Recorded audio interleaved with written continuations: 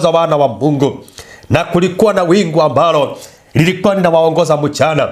Usiku alikuwa anaongozwa na nguzo la moto.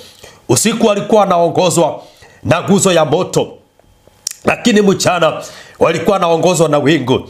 Jina la Bwana lipewe sifa.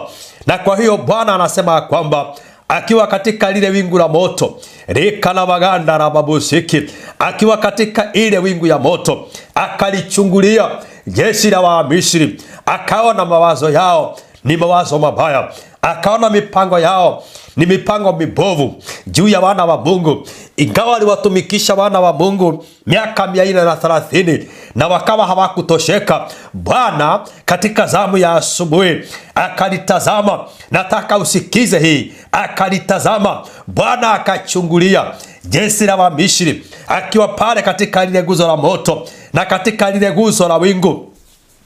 Oh, haleluya.